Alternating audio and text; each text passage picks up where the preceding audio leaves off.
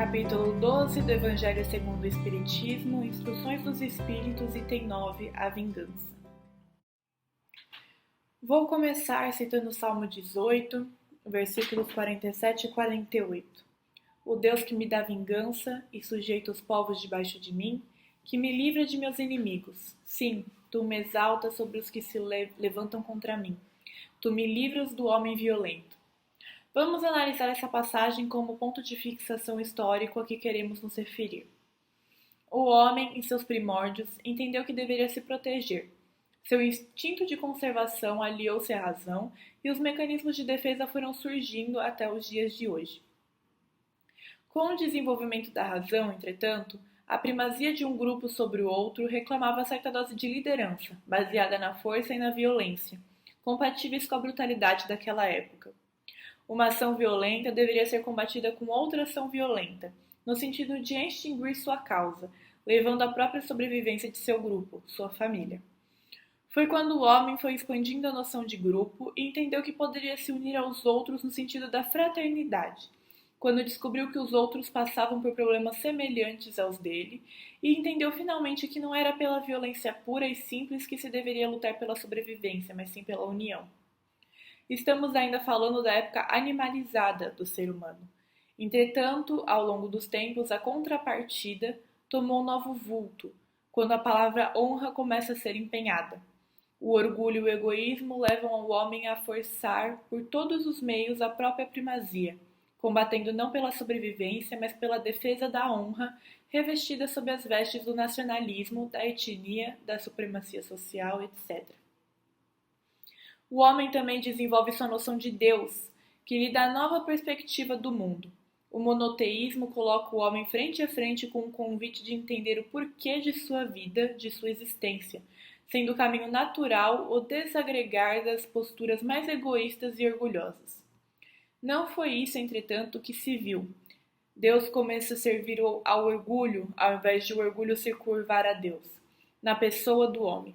Ainda refém de seus instintos e agora de suas paixões, o homem não consegue conceber Deus além de sua pequenez e, acreditando-se certo, chama de violento o que lhe ataca, como se o Criador precisasse de exércitos terrenos. A vingança era pregada como a supremacia de Deus e a violência era de quem atacava. A vingança era estimulada, agora travestida da própria crença no Criador. Assim esperavam os Messias, o grande vingador das humilhações que o povo escolhido de Deus tinha sofrido, carregando consigo o maior dos exércitos e vingando-se para provar a superioridade de Deus.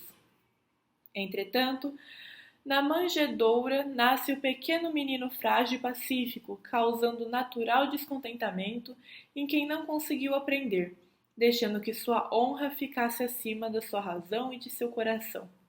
E esse homem, como se não bastasse, prega o amor aos inimigos, não só combatendo pela pregação a vingança, como sendo o maior representante da paz. Por que Jesus é chamado de o príncipe da paz? Porque não só frustrou as expectativas bélicas do orgulho ferido, como ensinou o que fazer com essas expectativas, orientando-as para a compreensão e a união, mostrando que não é a vitória no campo material que torna o espírito feliz, mas sim a vitória sobre si mesmo, no campo do entendimento e do amor. Nesse aspecto, as palavras do Cristo assumem mais amplo e novo significado. Que significado seria esse para nós hoje?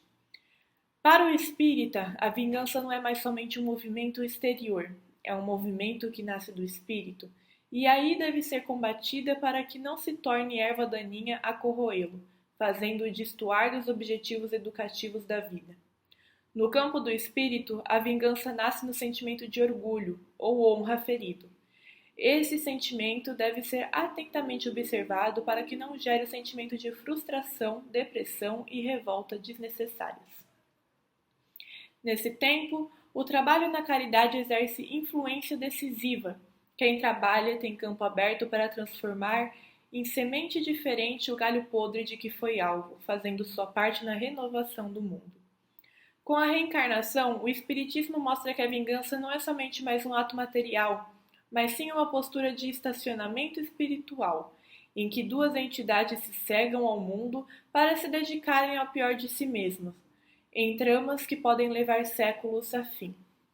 Finalmente empenhando a palavra esclarecedora, demonstrando não só a covardia dos atos do ponto de vista material, passando pela falta de senso do ponto de vista da reencarnação, e culminando na bondade de Deus, que visa ensinar e não exterminar. Com essa postura, pedimos sempre a Deus que nossa vingança seja a capacidade renovada de retribuir todo o mal com trabalho, e que essa nossa postura sirva de exemplo aos que nos cercam. Sem pressa, com compreensão e com amor, iremos caminhando ao entendimento das palavras do Príncipe da Paz, o maior educador que a terra já conheceu, quando disse: amai os vossos inimigos. Sejamos também nós os construtores da paz que vence a violência e do entendimento que vence o ódio no microcosmo que Deus nos legou a participação, começando do lar e se expandindo à medida de nossa capacidade a todos os corações. Assim finalizamos o Evangelho de hoje e até uma próxima.